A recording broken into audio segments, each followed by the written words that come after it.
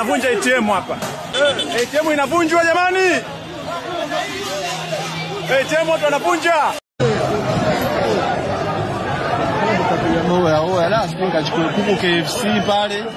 Nchi imejifunza mengi baada ya uchaguzi mkuu wa Oktoba 29, 2025 uliokabiliwa na kundi la waandamanaji na kuleta madhara makubwa katika biashara za watu pamoja na majengo mbalimbali ya umma. Kundi la vijana linalotajwa sio la kizalendo na waungwana wameacha simanzi kwa wafanyabiashara kwa kuvunja maduka yao na kuiba mali mbalimbali, huku majengo ya umma, mashirika, majengo ya kiserikali, sheri za mafuta nchini zilishuhudiwa zikiwaka moto na kupigwa mawe na makundi hayo ya vijana maarufu kama Gen Z. Maandamano hayo yametajwa na waanga kuwa sio ya kizalendo, kwani yalijaa uhalifu mkubwa na kuacha familia nyingi kuwa maskini, vifo, vilema kutokana na vurugu zilizopelekea vyombo vya dola nchini kutumia silaha kama mabomu ya machozi, magari ya washawasha na nyinginezo kuwasambaratisha vikundi hivyo vya waandamanaji vilivyokuwa na vitendo vya kiuhalifu.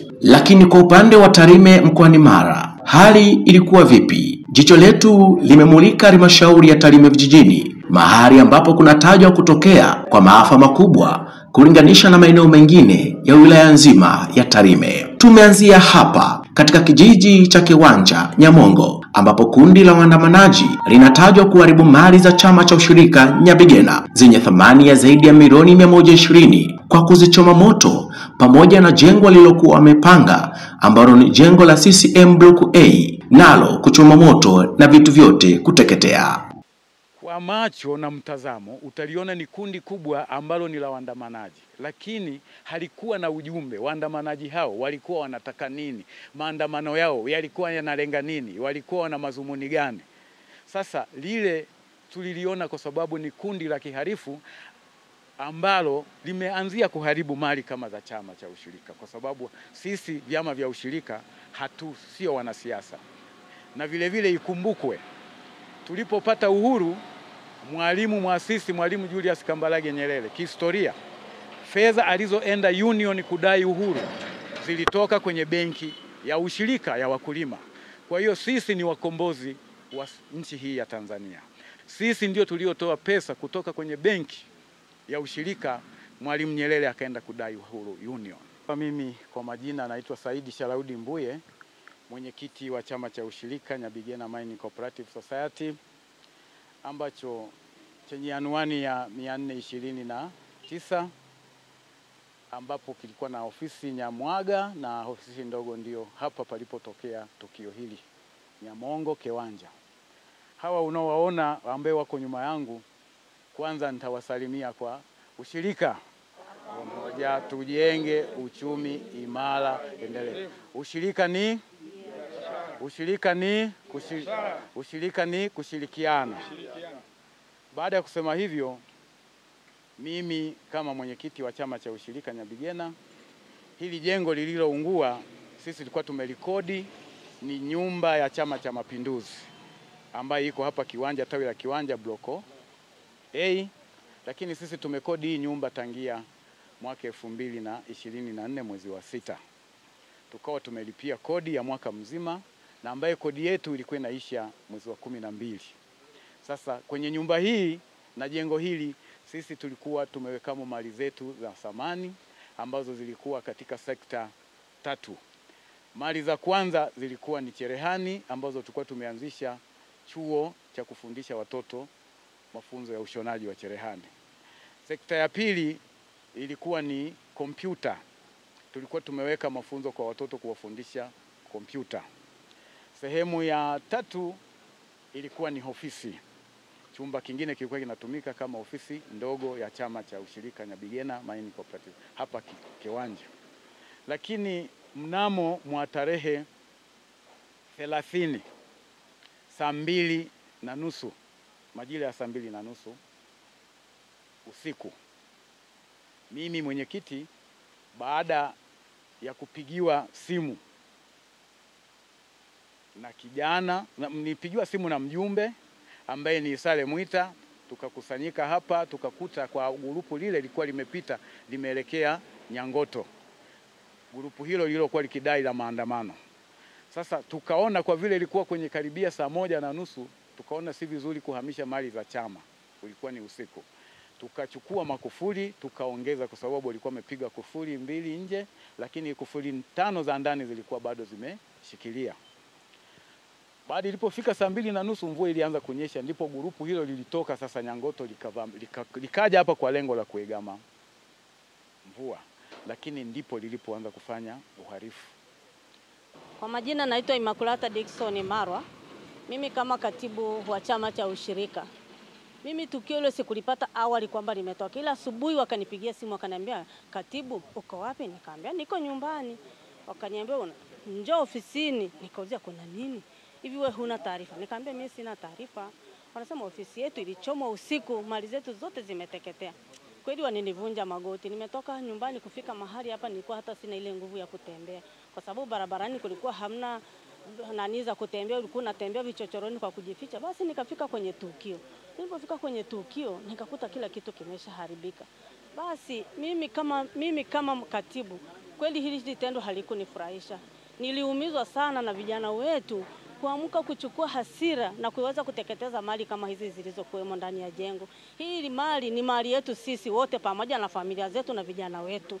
Maana tukifundisha humu tungefundisha watoto wao, wajukuu zao, na jamii yote ingeweza kunufaika kupitia huu mradi ambao tuko tumeuanzisha mahali hapa. Lakini sasa kwa vile vijana wetu wameamua kutuingiza mchocho, wametuharibia mali, basi sisi tumebaki tunachoiomba serikali yetu itakapokuwa inaangalia watu wengine, nasi pia ituangalie kwa hasara tulizozipata, maana vitu vyetu ni vingi vimepotea. Makompresa yetu yamechomwa, macherehani yamegongwa, vichwa vimekatika, mengine yameteketea, hayawezi hata kuweza kunufaika kwamba yataweza kuzibwa yakaendelea kufanya kazi. Kwa hiyo tumepata hasara moja kwa moja. Tunaomba mama yetu kipenzi atakapoangalia watu wengine, nasi atuone kwa jicho la huruma, atujaribu kutuonea hasara tulizozipata.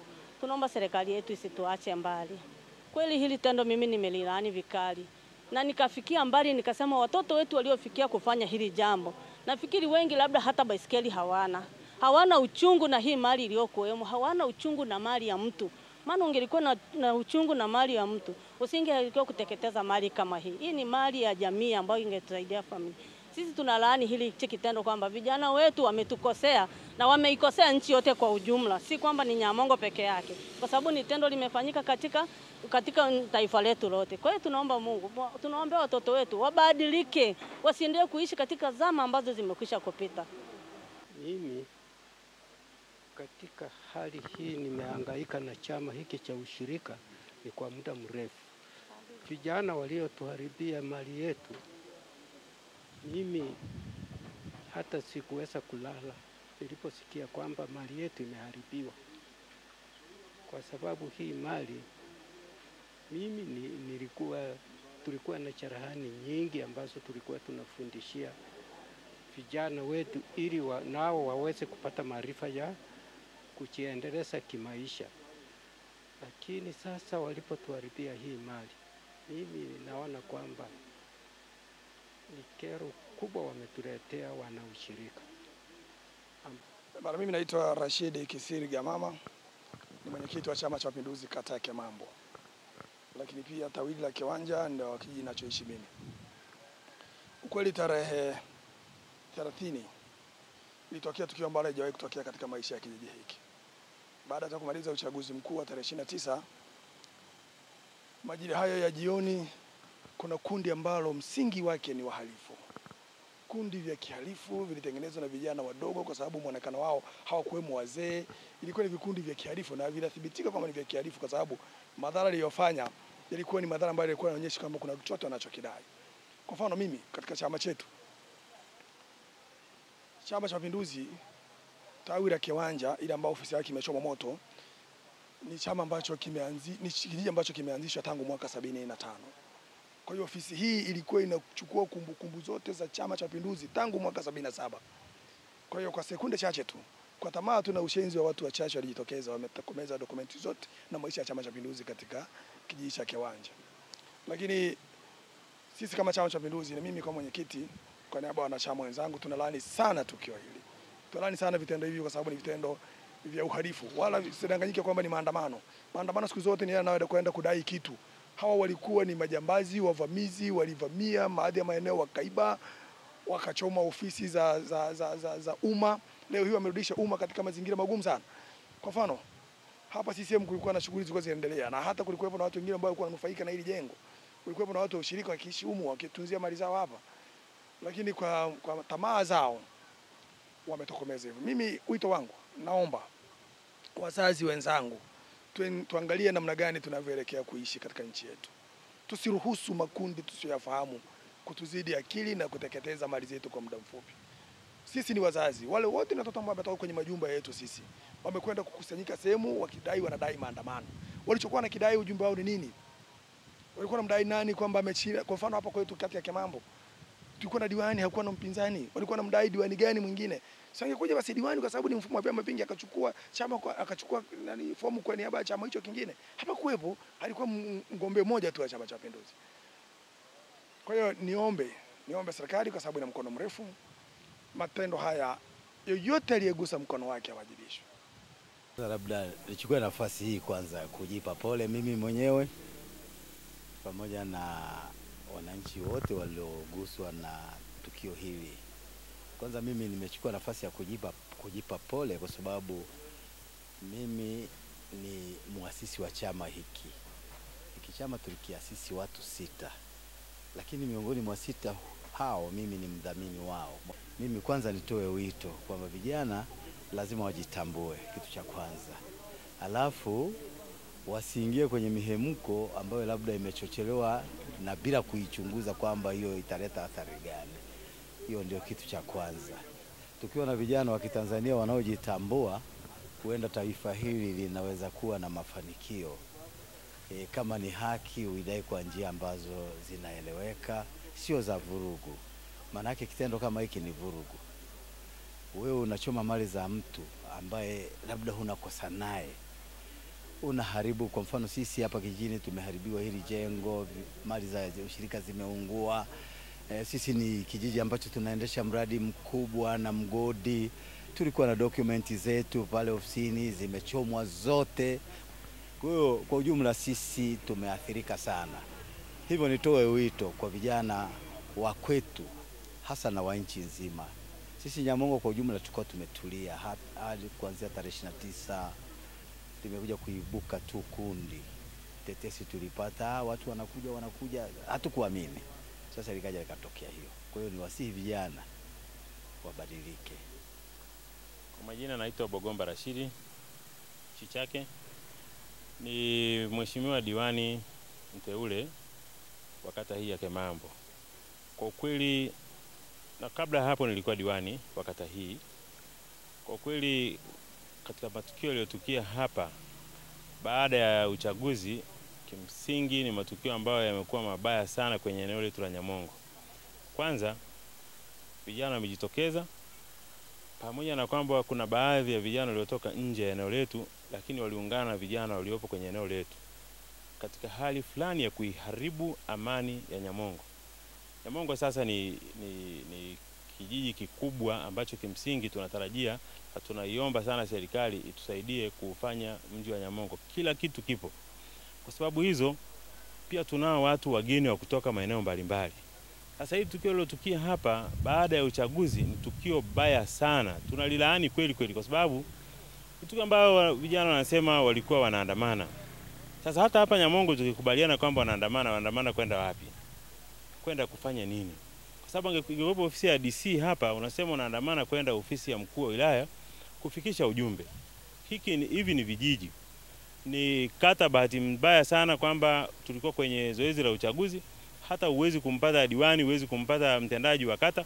Maana yake ni kwamba kulikuwa sasa sio uandamanaji, isipokuwa kulikuwa na fujo ambayo imeathiri sana watu wa eneo hili la Nyamongo, imeathiri sana idara zetu za serikali.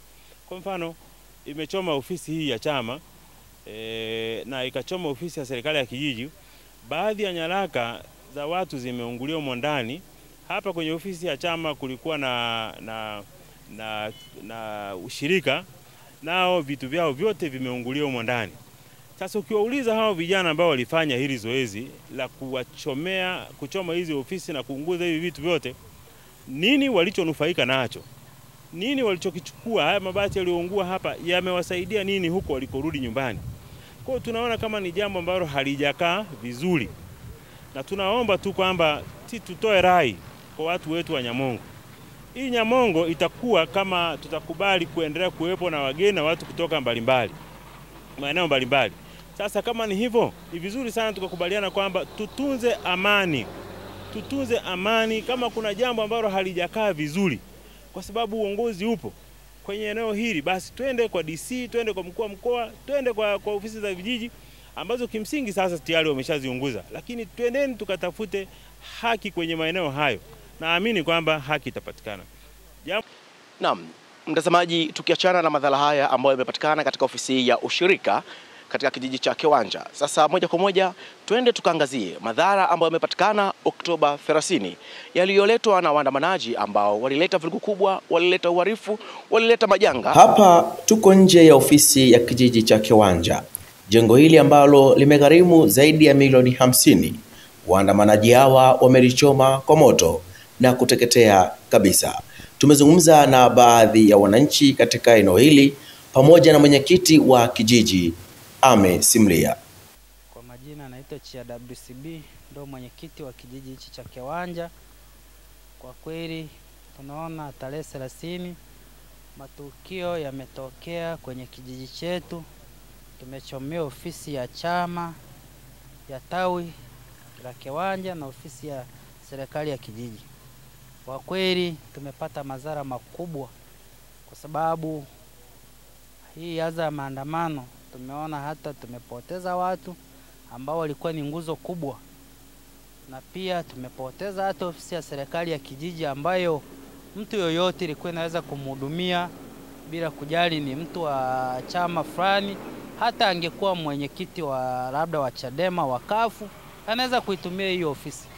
Lakini vijana wetu hawakujua hilo, wakakubali kushawishiwa na kundi ambalo wengine labda wametokea Sirari, wengine wametokea Tarime, wakajiingiza kwenye makundi ambayo sio. Lakini tunajua kabisa watu wa Sirari au watu wa wapi, hata kama ni wambali, hawezi kufanya matokeo ya aina hiyo bila kuwa na wenyeji. Mimi kama mwenyekiti wa serikali ya kijiji nimejipanga vizuri na kamati yangu ya ulinzi kuwabaini wale wote wahalifu. Asiwepo kiumbe hata mmoja ambaye alifanya hili tukio la uhalifu atajidanganya kwamba atapona. Tunaendelea na uchunguzi kila mmoja, na baada ya kubaini alihusika moja kwa moja atafikishwa kwenye vyombo vya sheria, na sheria itabaini kosa lake na hatimaye ataweza kufikishwa mpaka magerezani. Mimi naitwa Ntia Hassan Chacha. Ni mkazi wa Kiwanja hapa. Kuhusu mambo ya maandamano haya, ninachoambia vijana wenzangu kuachana na mambo ya kuharibu vitu. Uandamanaji ni mabango, na kuna hitaji kitu ambacho unahitaji hicho, na viandika hivyo vitu pale. Ni hivyo tu. Kwa jina anaitwa Getemba Malembera Mwita. Mimi ni mwenyekiti wa kitongoji cha Sukube, hiki kitongoji hiki ambacho ofisi hii imeungua. Si kama upande wa serikali ya kijiji, kwa kweli hili swala limetugusa sehemu moja kubwa sana. Na ni swala ambalo limeturudisha nyuma, kwa sababu sasa hivi kama serikali ya kijiji wananchi wapati huduma, sehemu ya huduma haipatikani kwa sababu ya watu wachache ambao wenyewe waliamua kufanya mambo kama hayo, kuja kuharibu miundombinu, unaona, huduma za jamii. Na kweli kitendo kama hichi kwa kweli kimesababisha sasa hivi hata mwananchi kupata huduma anashindwa aende kuipatia wapi. Ukiangalia vitu vingi vimeungua humo ofisini humo. Ukiangalia mikataba ambayo tulikuwa nayo, kila kitu ambayo tulikuwa nazo humo ndani, uendeshaji wa serikali, unaona, kila kitu humo, vitu vimeunguliwa humo vingi sana. Naam, mtazamaji, tukiachana na madhara haya ambayo yamepatikana katika ofisi ya ushirika katika kijiji cha Kiwanja, sasa moja kwa moja twende tukaangazie madhara ambayo yamepatikana Oktoba 30 yaliyoletwa na waandamanaji ambao walileta vurugu kubwa, walileta uhalifu, walileta majanga, hasa katika kijiji cha Nyangoto, kata ya Matongo, ambapo katika eneo hili madhara yaliyopatikana ni pamoja na ofisi ya serikali ya kijiji kuchoma moto, mahakama ya mwanzo pia kuchomwa moto pamoja na ofisi ya CCM katika kijiji kinacho imechomwa moto. Tunazungumza na baadhi ya viongozi watueleze hasara ambayo imepatikana katika janga hili, lakini pia na wananchi ni namna gani ambavyo imepelekea wao kukosa huduma katika ofisi hizi. Mimi ni Frederizo Samsoni. Mimi niombe tu serikali kwamba watu wachukuliwe hatua wote waliofanya yale matendo, na bahati nzuri sana wanafahamika. Lakini pia mimi niombe isije kumuonea mtu wa aina yoyote ile, wasionee mtu atakayekamatwa akamatwe mtu aliyefanya hivyo vitendo, kwa sababu tunawajua. Na bahati nzuri sana ili zoezi la sakasaka hili limeshirikisha viongozi, kwa hiyo ni watu ambao wanajua, lakini pia serikali kama serikali iliweka watu wake hapa, kwa hiyo wanawajua. Lakini pia ni kwa sababu tu ya madhara ambayo yanatokea, kwa sababu sasa ofisi yetu mihuri imeungulia ofisini, mtendaji hana muhuri, mwenyekiti wa kijiji hana muhuri, wenye viti wa vitongoji hawana muhuri. Kwa hiyo hakuna huduma inaendelea kwa sasa.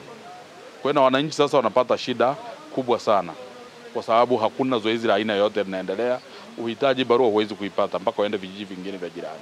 Na hata pia watu waliokamatwa, watu wamekuja kuomba barua, lakini kwa sababu tu barua mihuri imeungulia ofisini humu, huwezi toa barua ambayo haina muhuri. Kwa hiyo ni madhara ambayo tunaweza kuyaona kwa haraka kwamba tumeyapata. Lakini pesa ambazo zinakuja kujenga labda ofisi kama hii, tulikuwa tumepanga tunaweka rami kutoka 00 kuelekea kwenye soko kura kwetu hapa, lakini itabidi tukanseli ili zije zifanye ujenzi hapa. Kwa hiyo habari ya rami itabidi tusimame kwanza. Na hayo ni madhara ambayo tunaona kama tunarudi nyuma, badala ya kwenda mbele tunarudi nyuma. Kwa hiyo mimi niombe tu na wananchi, kama unajua hujafanya kitendo cha namna hii, wala usiwe na shaka. Serikali ipo, nafikiri sikivu, na hakuna mtu atakayeonewa hapa, na DC wametuambia mtu asije akaonewa. Kama kuna mtu ameonewa, yeye apewe taarifa kwamba kuna mtu ameonewa maeneo husika, na yeye anaweza kushughulika. Asante sana. Naitwa Suzi Mwita. Mimi nilichokuwa naomba serikali tujengee ofisi, maana sasa hivi hakuna sehemu tunayoenda. Maana hata ukiwa na shida, unataka kazi, kupata barua ni kazi. Ndio nilikuwa naomba tu hicho. Tujengee ofisi ya kijiji na mahakama. Moshi tuzuri sana, tulikohoa.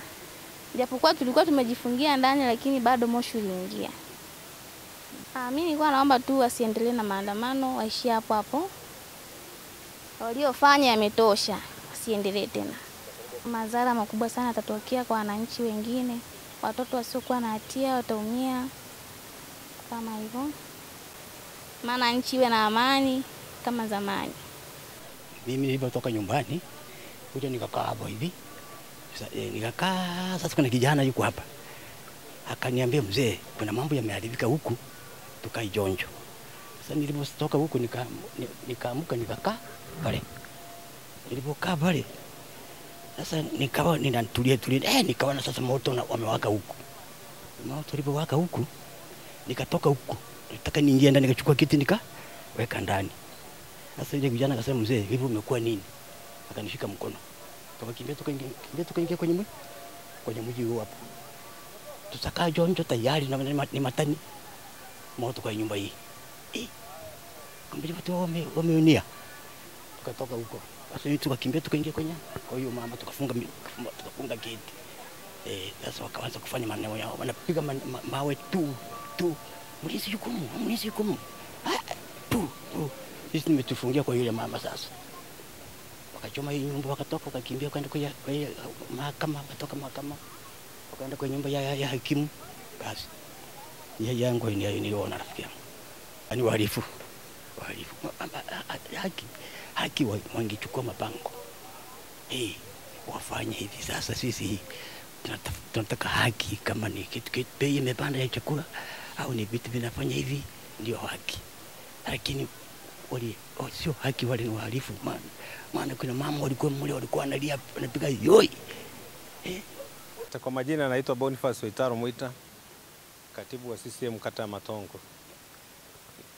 Ni kweli kwamba mnamo tarehe 30 ofisi yetu iliweza kuchomwa moto na vijana wadogo Ofisi hii ilikuwa inamilikiwa na ofisi 6 ambapo kuna chama na jumuiya zake, na tumepata madhara makubwa katika ofisi hii na vitendea kazi vyote vimeungulia humo ndani, kiasi kwamba sasa hivi hatuna namna nyingine, tunaenda kuanza moja.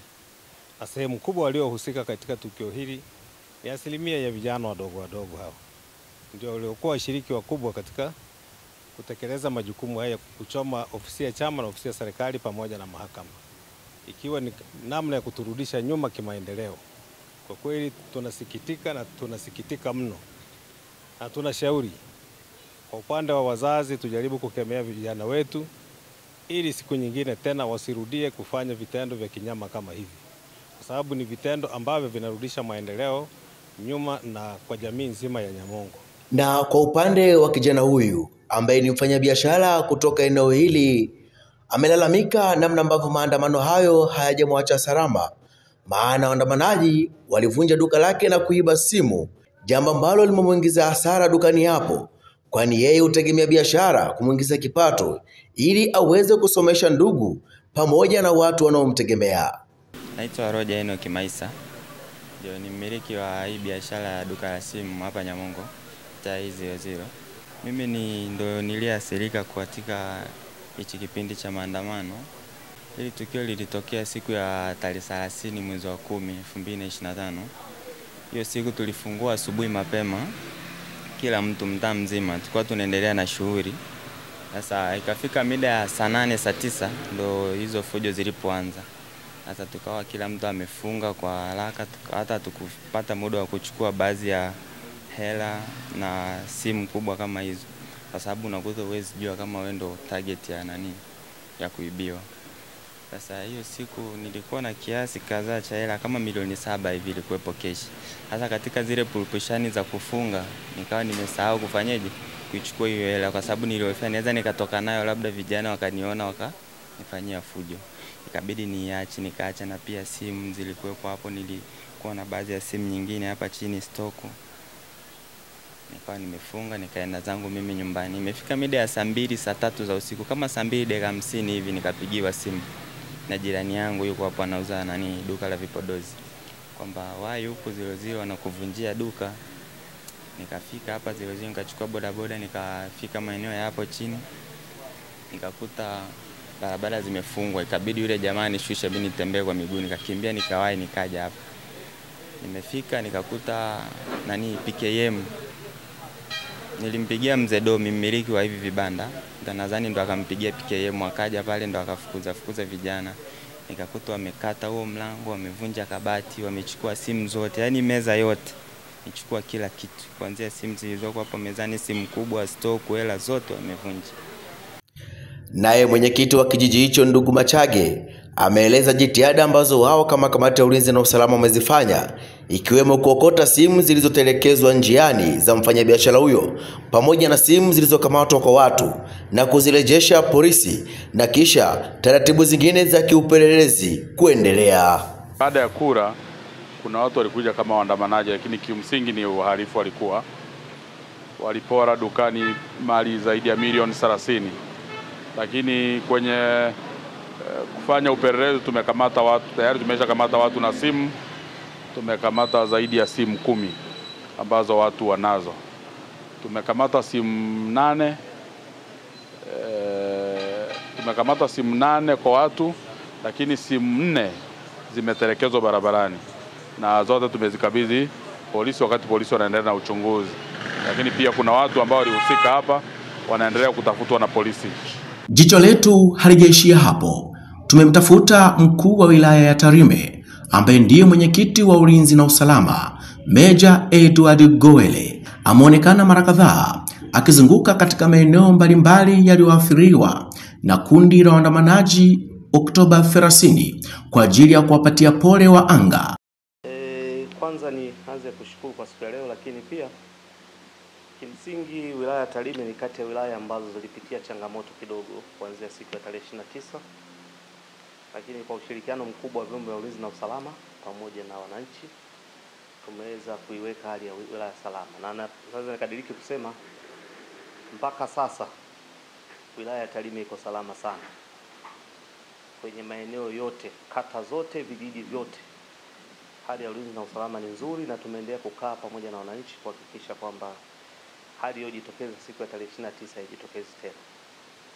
Na viongozi wetu wa serikali za mitaa, kwa maana ni vitu wa vijiji na vitongoji, tumeendelea kushirikiana nao vizuri kuhakikisha tunapata taarifa za mara kwa mara kama kuna changamoto yoyote. Lakini naweza kusema mpaka sasa wilaya ya Tarime maeneo yote iko salama na itaendelea kuwa salama. Ni watoe shaka wananchi wale ambao pengine wanaweza kawa wameendelea kutishiwa au kuelezwa vitu tofauti, kwamba wilaya iko salama vizuri na tumejiimarisha vizuri sana kiulinzi na usalama. Niwataka wananchi waendelee na shughuli zao vizuri kwenye maeneo yote pasipokuwa na shaka yoyote. Lakini tukio lililotokea kimsingi liliwaathiri wananchi wetu kiuchumi, lakini pia hata shughuli za kiserikali ambalo tusingependa litokee tena. Wito wangu ni nini kwa wananchi? Kwamba kila mwananchi awe ni mdau wa amani na utulivu kwenye wilaya yetu. Tukiwa na amani na utulivu, tunaweza kufanya maendeleo yetu vizuri, kufanya shughuli zetu vizuri pasipokuwa na bughudha yoyote. Tunajua kila mwananchi ana shughuli yake ya kiuchumi, ambapo amani ikiharibika kila mmoja ataathirika. Lakini tunatambua kwamba shughuli nyingi ambazo zinafanyika kwenye maeneo yetu zinahitaji hali ya usalama na hali ya amani. Serikali tunajitahidi kwa kiasi kikubwa, tungehitaji sana ushirikiano wa wananchi mmoja mmoja, lakini pia na makundi, kuhakikisha tunaendelea kuimarisha hali ya usalama tulionayo. Niwaombe wazazi, ambapo vijana wetu wamekuwa wakitumika vibaya, lakini na wengine ambao wamekuwa wakishawishika vibaya. Ni lazima tuhakikishe kwamba wote tunasimama pamoja kama wilaya, lakini kama taifa, kwamba hatukubali mtu yoyote aje atuharibie amani na utulivu tulionayo, ambacho ni kitu cha msingi kwenye maendeleo yetu. Na tunasema amani ni kipaumbele namba moja, na endapo tutaiharibu amani kwenye wilaya yetu, hatuna wilaya nyingine, hatuna nchi nyingine, hatuna taifa jingine, itabaki kuwa ni Tanzania. Kwa hiyo wote tuendelee kusimamia kwa maana ya kushirikiana na wadau wote. Kikubwa nimeona wananchi wengi, walio wengi hawakupendezewa na kilichotokea. Ni kikundi kichache kidogo cha vijana ambao waliweza kukubali kutumika vibaya, wakaingia kwenye maandamano ambayo hatuyaiti ni maandamano, ni uhalifu kama ulivyo uhalifu mwingine. Na nilishukuru sana vyombo vya ulinzi na usalama kwa namna ambavyo vimeweza kushirikiana vizuri kusimamia jambo hili pasipo kuleta madhara makubwa kwenye maeneo yetu. Madhara yaliyotokea ni madogo, na pengine tusingesimama imara kama serikali na kama nchi na kama wilaya, pengine tungepata madhara makubwa kulingana na nia ovu waliokuwa nayo wale wahalifu ambao tumeweza kuwadhibiti vizuri. Na sasa niwahakikishie udhibiti umeongezeka kwa kiasi kikubwa sana. Kwa kila mwananchi akae akiwa na amani, afanye shughuli zake vizuri. Serikali ina macho makubwa, ina mikono mikubwa, na ndio kwa maana tumeweza kukamata watu wa kutosha ambao sasa hivi hatua za kisheria zinaendelea. Tumeshawapeleka mahakamani na kesi zinaendelea, lakini tumefanya uhojaji mzuri, tumeweza kupembua pumba na mchele. Wale ambao wamepatikana wana hatia, hatua za kisheria stahiki zitachukuliwa dhidi yao. Kwa hiyo naamini elimu imeendelea kutolewa. Niwashukuru sana viongozi wa dini zote wameendelea kuhubiri amani kwenye nyumba za ibada, lakini washukuru wazee wetu wa mila wameendelea kukemea jambo hilo, wasingependa litokee tena kwenye maeneo yetu. Lakini washukuru wananchi wote, nimekaa kwenye makundi mbalimbali na wao pia wameweza kukemea. Tumeona vijana wa bodaboda namna walivyotumika, ingawa sio wote, ni wachache ambao walikubali kutumika vibaya. Hata wao waliathirika kwenye shughuli zao kwa sababu hawakuweza kufanya shughuli ambazo zinawapatia kipato. Lakini walio wengi nimekaa nao na nimeona walivyolaani kitendo cha wale wachache waliokubali kurubunika na kuingia kwenye uhalifu huo mkubwa. Lakini tusingependa mtu atoke nje nchi yetu aje atufundishe namna gani tuishi Tanzania, aje atufundishe Tarime tuishi vipi. Tuna utaratibu wetu ambao upo miaka yote na tumeuzoea. Niombe kila mtu akae kulingana na taratibu za nchi zinavyosema. Tusikubali vijana wanatoka nchi nyingine wanakuja kutufundisha hapa namna gani kufanya. Tumeona baadhi ya vijana wakichoma barabara, wakiharibu miundombinu, lakini hawa waliotoka kwao huko salama. Sisi tumekuja kupewa akili nyingine na tukafanya ule uovu na uhalifu uliofanyika. Barabara ndio tunazozitegemea kwa ajili ya uchumi wetu, maendeleo yetu, lakini sisi wenyewe tumediriki kwenda kushirikiana nao kuchoma. Kwa hiyo sidhani kama itarudiwa tena kwa hatua ambazo tumezichukua, lakini pia na hatua ambazo tutaendelea kuchukua. Kwa hiyo ni waombe wananchi wa Tarime tushikamane. Hatuna Tarime nyingine. Tusimamie amani tulionayo na utulivu tulionayo. Tuna watu wazee humu, tuna watu wagonjwa wanahitaji huduma, lakini kutokana na changamoto ambayo imetokea, kuna watu waliathirika kwa namna moja au nyingine. Wakashindwa kupata huduma za msingi za kijamii. Hata daktari alitakiwa kwenda kumtibu mgonjwa kuweza kupata fursa hiyo kutokana na vurugu ambazo zilikuwa zinatokea. Mimi sisemi maandamano kwa sababu sikuona wanaandamana kutoka wapi kwenda wapi, wana kibali hawana kibali, sikuona wanahitaji kitu gani, kwa sababu lazima uwe na demands. Ulikuwa na demand nini? Sijaona, lakini niliona tu uharibifu ambao walikuwa wakilenga miundombinu ya serikali, lakini pia na watu binafsi ambao wamewekeza kwenye maeneo. Uwekezaji huu ndio maendeleo yetu. Unapoenda kuharibu sheri ya mtu ambaye amewekeza, umeenda kuharibu uwekezaji duka la mtu, umeenda kuharibu ofisi ambazo zinatupa huduma za umma za kijamii, si sawa.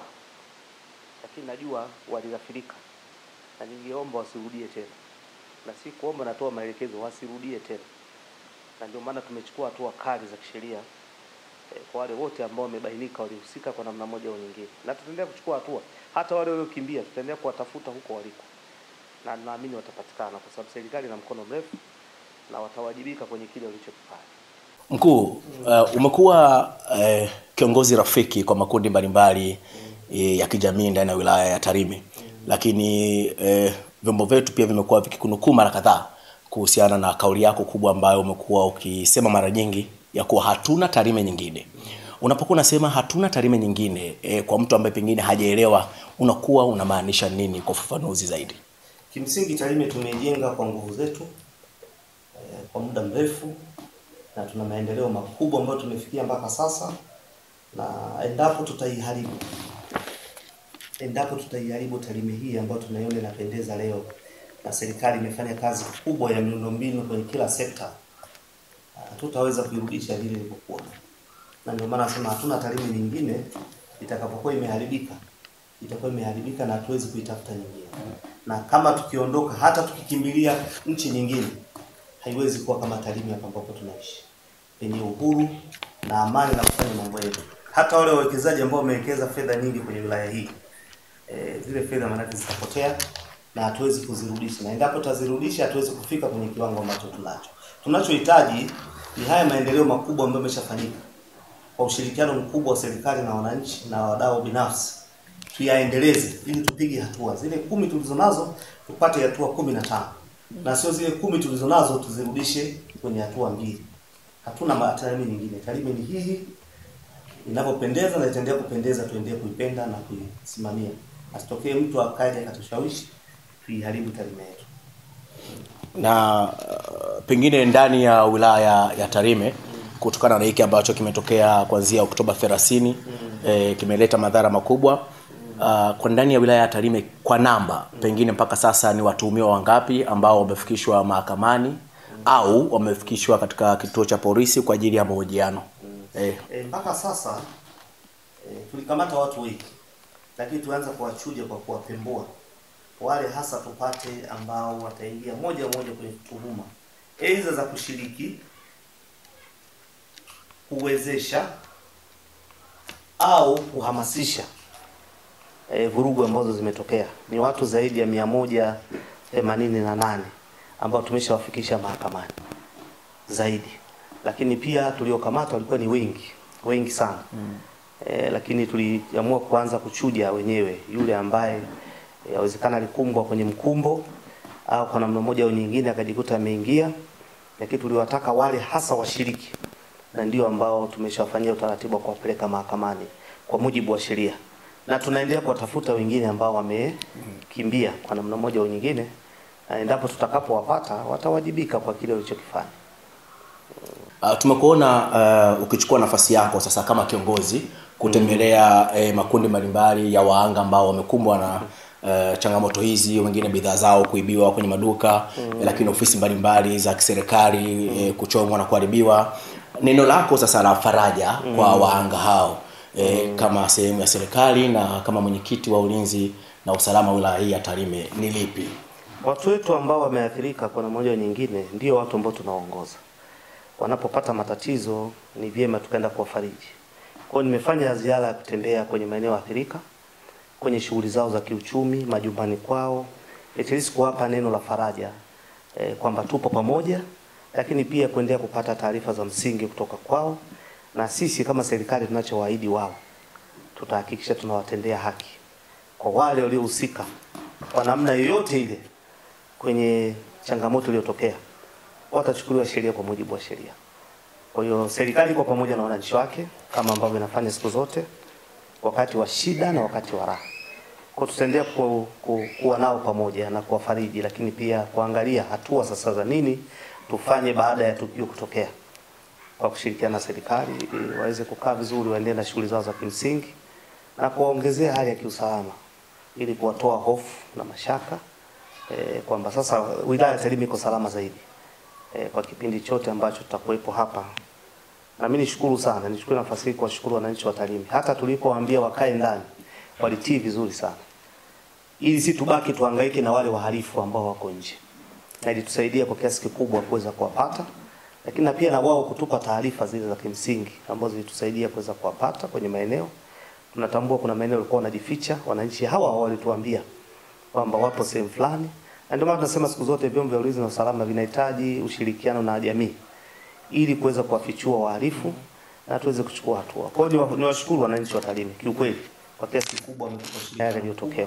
Na hawakupendezea sababu tulishapiga hatua kubwa sana ya maendeleo kwenye nyanja zote za miundombinu, barabara, majengo, uwekezaji. Hawakupendezewa na kilichotokea. Kwa hiyo tuko pamoja na wananchi na niendelee kuwashukuru, tuendelee kushirikiana, tuhakikishe hili jambo tunalifikisha sehemu ambapo Tarime itaendelea kuwa salama zaidi.